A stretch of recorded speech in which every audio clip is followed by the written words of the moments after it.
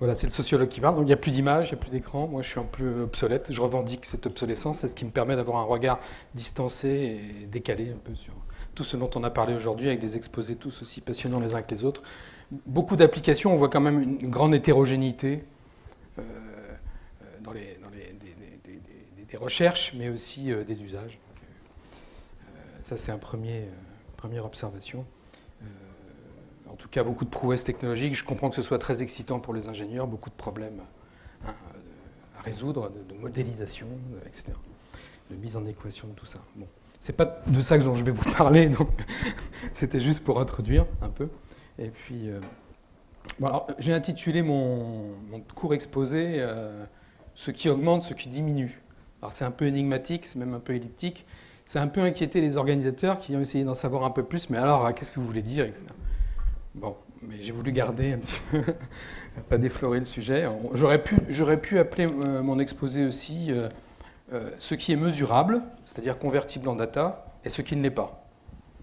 Ça présuppose qu'il y a des choses qui ne sont pas mesurables, évidemment. Tout le monde ne sera pas d'accord avec ça, évidemment. Alors, pas mesurable, par exemple, comme le sens, les questions qui touchent au sens de ce qu'on fait.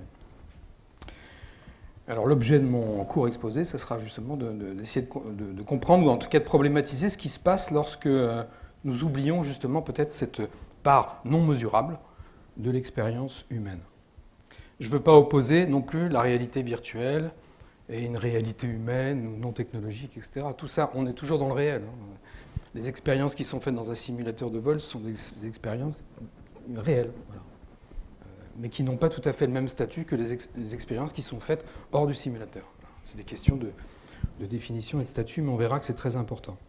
Bon, en règle générale, alors je vais commencer par faire un peu de provoque, lorsqu'on demande à un représentant en sciences molles, je suis sciences molles, d'intervenir sur l'innovation technologique, on attend de lui, consciemment ou pas, qu'il apporte une sorte de supplément d'âme à la froide rationalité technique. Ou bien qu'il suggère des solutions, des méthodes ou des scénarios pour accompagner l'innovation, pour évaluer son acceptabilité auprès du public ou encore pour la rendre désirable ou plus désirable. Alors, je ne voudrais pas me contenter aujourd'hui à ce rôle qui est assez convenu. La réflexion anthropologique ou sociologique autour de l'innovation peut servir, me semble-t-il, à autre chose qu'accompagner les humains sur la route tracée par la technologie, par l'ingénierie. Ou encore à rassurer tout le monde sur le caractère éthique de ce qui est fait, en accordant une sorte au final, de label SH. J'aime pas trop cette approche-là. Alors, puisque la journée a été consacrée en partie à la réalité augmentée, moi je vais un peu parler de réalité augmentée, de réalité virtuelle, de simulation. Je ne vais pas rentrer dans les détails de définition, on pourrait y passer des journées.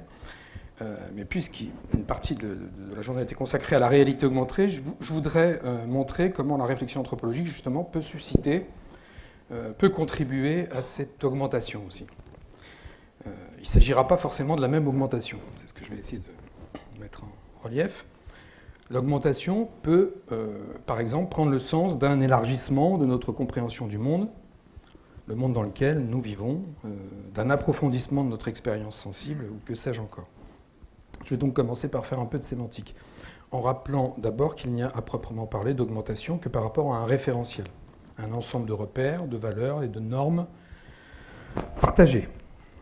Pour ce qui concerne la réalité augmentée dont on a parlé aujourd'hui, on saisit bien que ce qui est augmenté ou est susceptible de l'être, c'est ce qui va renvoyer à la réalité en tant qu'elle est mesurable, qu'elle se prête à quantification. D'ailleurs, c'est un des problèmes qui est apparu de façon récurrente dans les exposés, surtout pour ce qui concerne la formation, c'est le problème de l'évaluation. Voilà.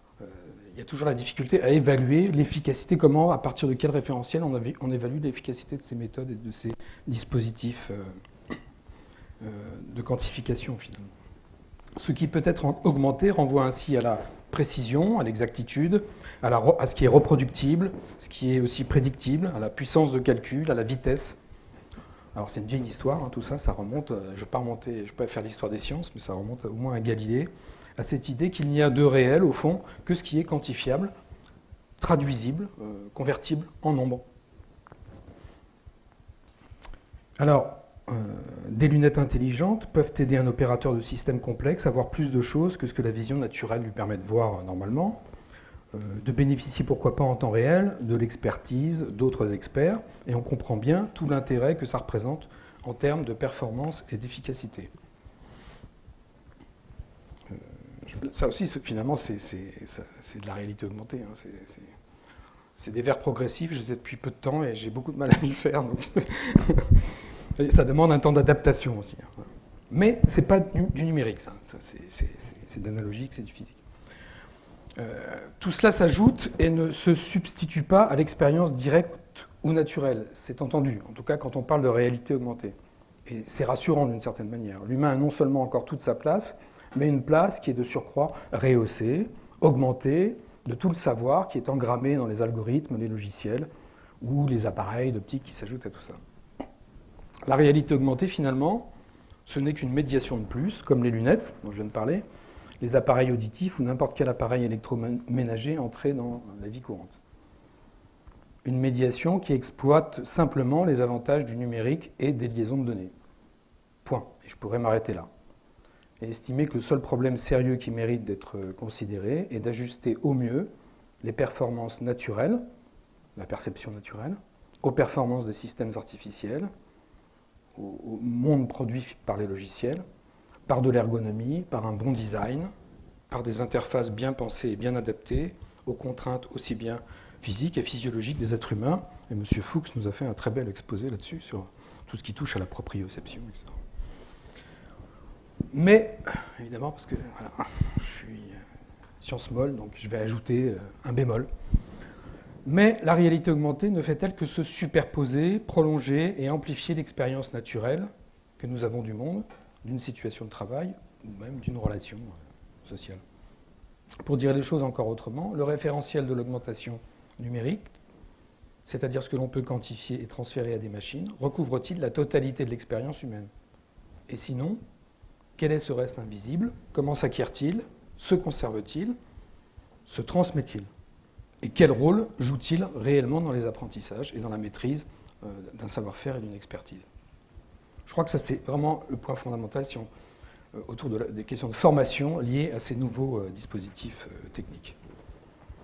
Alors, à ce stade, je vais prendre un peu, par esprit de provocation, une fois encore, un exemple trivial, en marge de tout ce qu'on a vu aujourd'hui, de la réalité augmentée, de la réalité virtuelle, mais qui illustre les différentes significations qu'on peut donner à l'expérience selon qu'on la réfère à une quantité ou à quelque chose de plus existentiel et de plus qualitatif, on va dire. Alors l'exemple que je vais prendre va vous surprendre. Lorsque pour faire une pâtisserie difficile à réussir, ce qui est généralement très souvent le cas en pâtisserie, je me contente de mettre les ingrédients dans mon robot de cuisine intelligent type Thermomix. Et je suis certain d'obtenir un résultat presque parfait, c'est-à-dire conforme aux normes, aux standards qu'on exige et qu'on attend d'une telle pâtisserie. Certains aussi, ou presque, de pouvoir reproduire à l'identique, avec un risque d'échec presque nul, cette pâtisserie. Pour autant, si mes convives sont ravis et me félicitent, je ressens aussi un peu comme un manque, comme une sorte d'insatisfaction et finalement un peu de désenchantement, puisqu'au final, ce n'est pas vraiment moi qui ai fait la pâtisserie, mais c'est en grande partie quand même mon robot avec ses programmes. Le produit final est plus parfait que si je l'avais fait moi-même, évidemment, c'est-à-dire, encore une fois, plus conforme à un standard, à une attente, mais il ne me ressemble pas. Il n'y a pas grand-chose de moi dedans. Je n'ai pris aucun risque, y compris celui de décevoir mes convives. Mais au fond, je n'en tire pas grand-chose. Je sais parce que j'ai souvent utilisé un Thermomix. Maintenant moins, mais j'ai aimé ça à un moment donné. Alors, si on considère maintenant que la plupart des grandes recettes culinaires ont été réalisées par essai-erreur, en testant sans garantie de résultat des mélanges inhabituels, voire contradictoires, la question que nous devons nous poser est celle de savoir dans quelle mesure l'augmentation de nos performances ne se traduit pas à terme par un plus grand conformisme, par une moindre aptitude à prendre des initiatives, à explorer, à s'aventurer en terre inconnue, à prendre donc des risques qui permettent aussi d'ouvrir de nouvelles voies. Alors dans le champ professionnel, aujourd'hui on a essentiellement essentiellement resté dans le champ professionnel. On a tendance à considérer que le problème se pose tout à fait autrement. Là où existent des pratiques et des savoir-faire structurés, de vraies cultures de métier, le virtuel est toujours contenu finalement, et finalement sous contrôle des experts. Il est maîtrisé. Le risque de transfert ou de délégation comme ça au système artificiel pour se reposer sur lui semble moindre. Pourtant, c'est ce que je vais essayer de dire maintenant, d'avancer maintenant, les problèmes sont peut-être sur le fond pas si différents que ça. Dans le cadre d'une collaboration naissante, il m'est difficile de parler de ça parce que c'est vraiment balbutiant, dans le cadre d'une collaboration naissante avec l'hôpital Brousse, Villejuif, centre hépatobiliaire, autour d'un dispositif innovant appelé bloc opératoire augmenté, j'ai pu m'entretenir de ces questions avec un professeur en chirurgie, qui est par ailleurs très favorable à ces technologies et très même techno-push. Je ne vais pas décrire en détail le projet technique, qui est encore très prototypique. Il s'agit d'un dispositif visuel et audio qui doit permettre d'améliorer le retour d'expérience au bloc opératoire. Et en particulier de permettre à tous les membres de l'équipe de voir exactement par un tracking, un système optique, ce que voit le chirurgien en train d'opérer. Alors ce dispositif, évidemment, en théorie du moins, présente de nombreux avantages, nombreux atouts, comme celui de permettre une plus grande réflexivité des pratiques. Ça a été beaucoup évoqué aujourd'hui autour de ces dispositifs, permettre cette réflexivité sur ce retour, ce partage aussi d'expérience.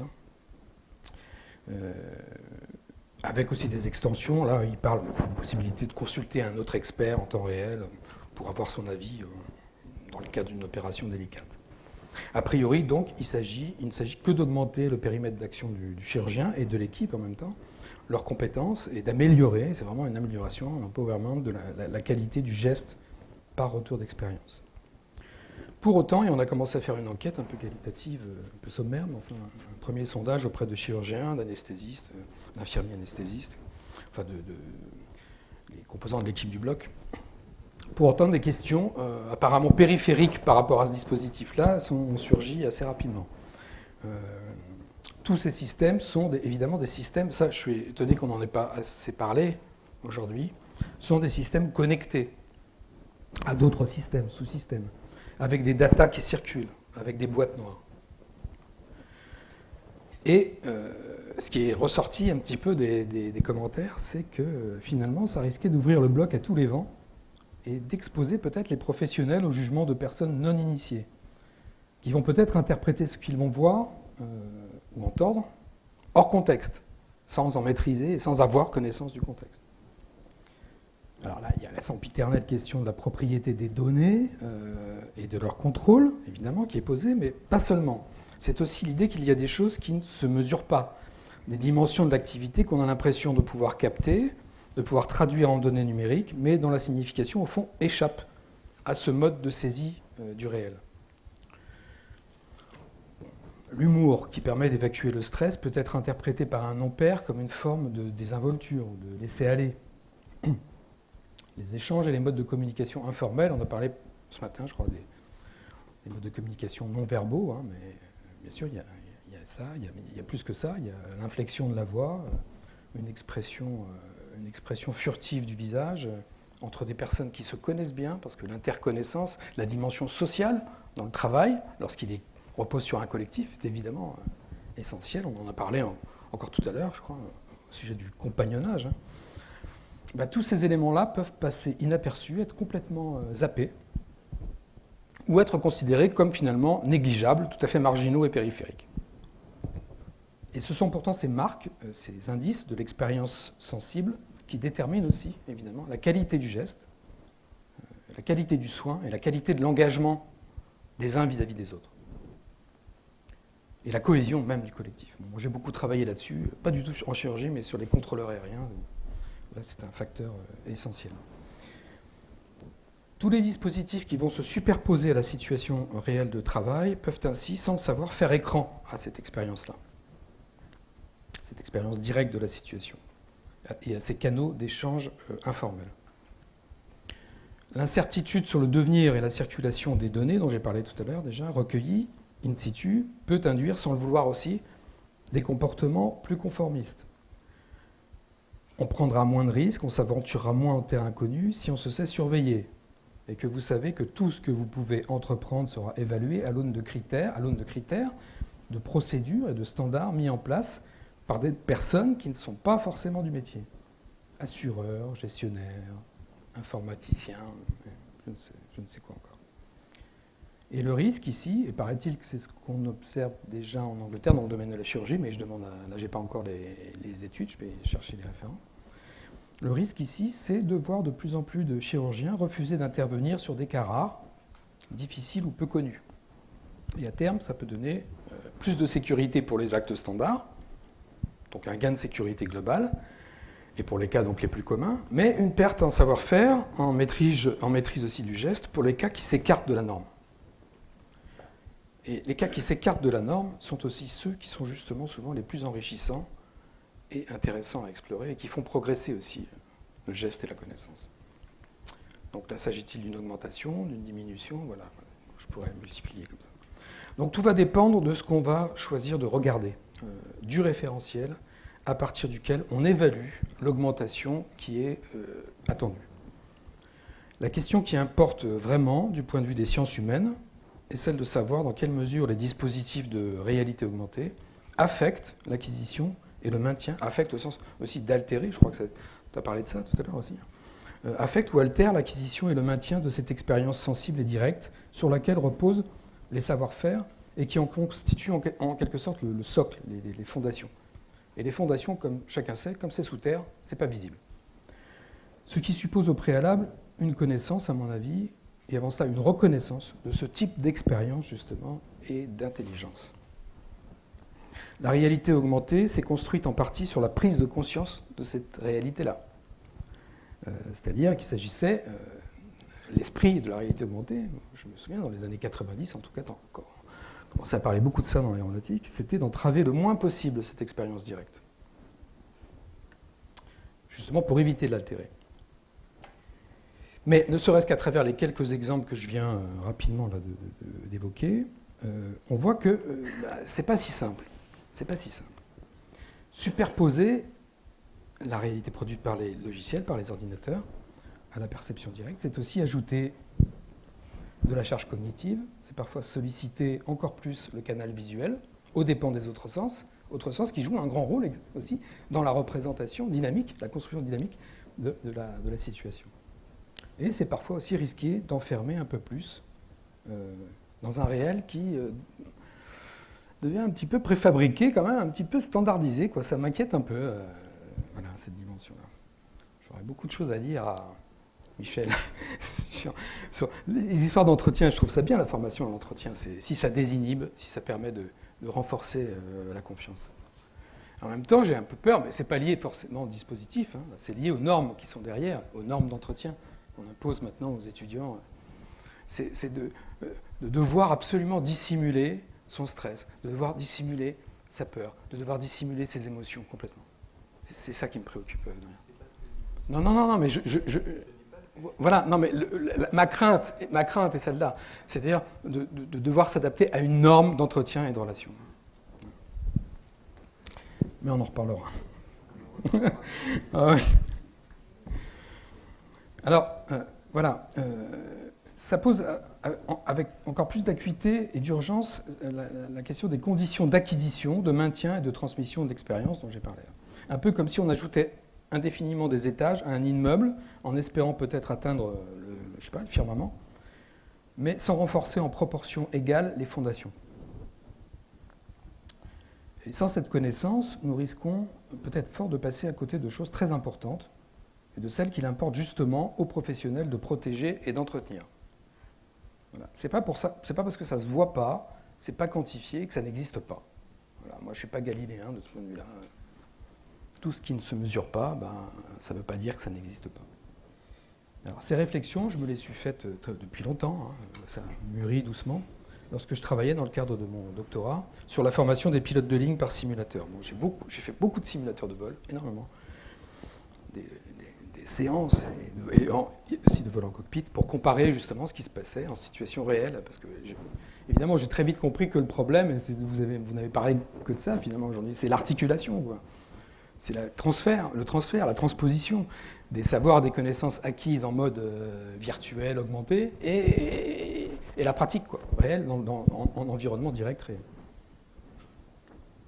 Alors, on a souvent pris, vous le savez, le simulateur de vol pour modèle de réussite de la façon dont la réalité virtuelle, on va dire ça comme ça pour l'instant, pouvait être efficace et vraiment renforcer, augmenter les opérateurs.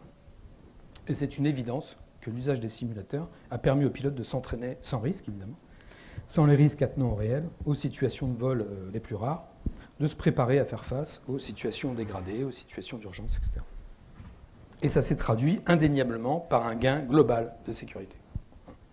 Je pense que pour la chirurgie, même si le rapport à la chirurgie est complètement différent, parce que en aéronautique, le pilotage d'un avion, c'est surtout une relation homme-machine. Bon, il y a un équipage, maintenant il est réduit à 2, c'est pas grand-chose, mais ils ont des modules de facteurs humains qui leur permettent de communiquer, mais c'est surtout une interaction homme-machine. En chirurgie, c'est beaucoup moins procédural.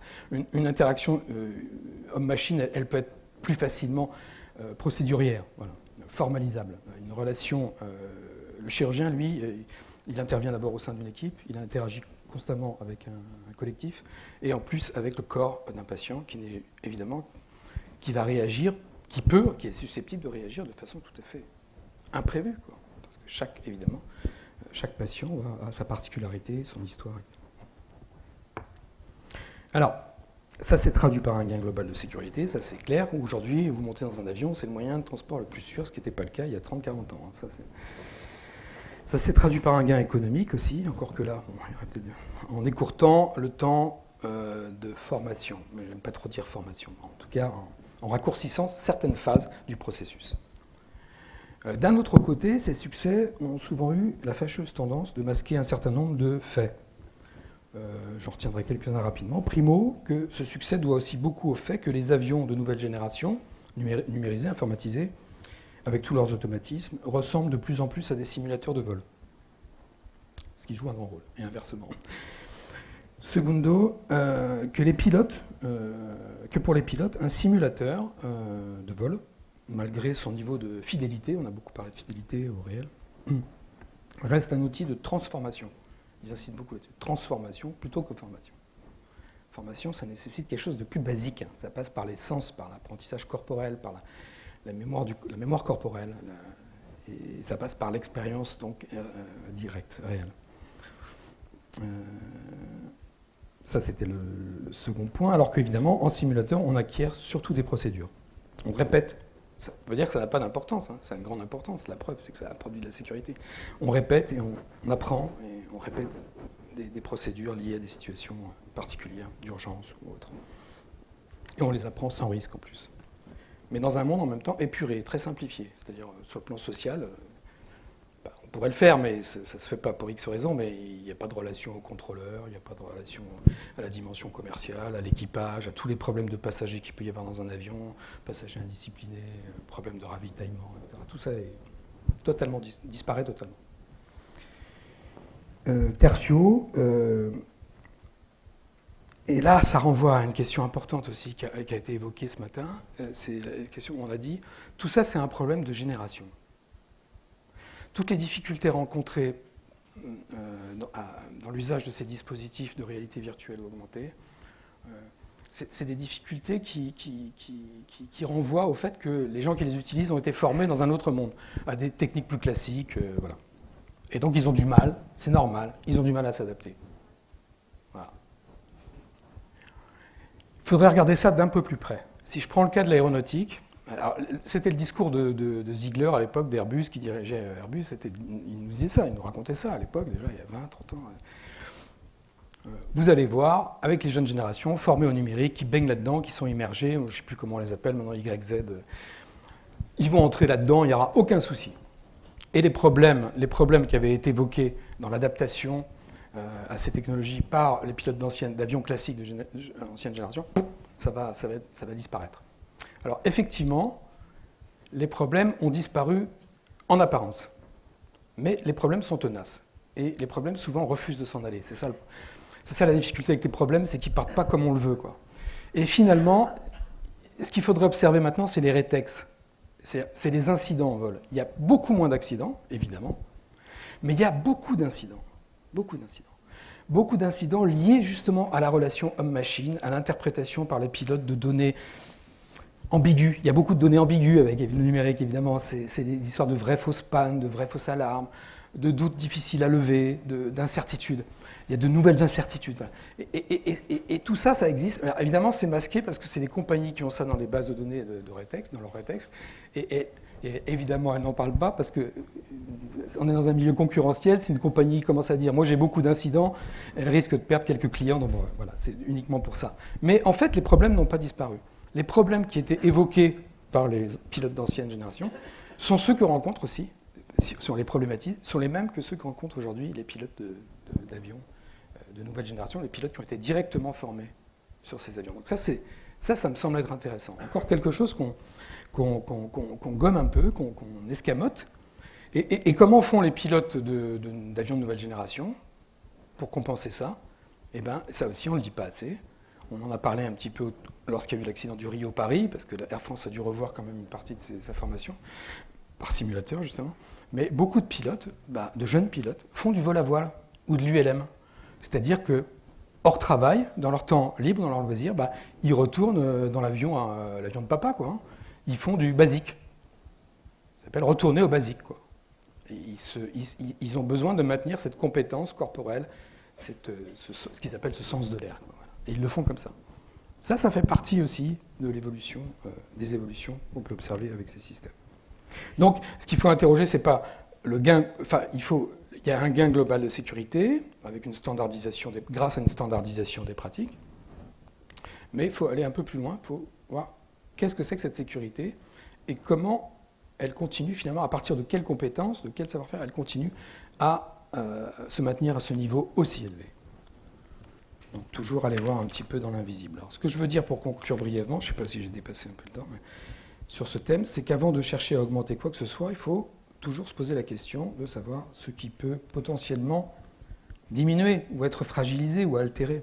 C'était le sens du titre, l'intitulé de mon exposé. Et il faut essayer d'anticiper au maximum, hein. C'est pas facile, c'est des signaux faibles, c'est des petites choses, des petits détails, des petites choses très ténues. Il faut essayer d'anticiper au maximum, sur le long terme, donc, les effets indirects que pourrait avoir une telle perte ou une telle diminution. Et ma conviction, après pas mal d'années passées à observer les effets d'un grand nombre d'innovations, je n'ai pas travaillé dans l'aéronautique, hein, dans des milieux professionnels très variés. Actuellement, je travaille dans l'industrie, dans les PME, vous voyez, sur la numérisation, l'industrie du futur. Ma conviction, c'est que l'augmentation technologique, aujourd'hui numérique, pour élargir vraiment l'expérience humaine du réel, n'exige pas moins, mais plus d'expériences directes, concrètes et sensibles. Elles ne sont pas exclusives l'une de l'autre, au contraire. Au contraire. Voilà, et je termine, je conclue là-dessus.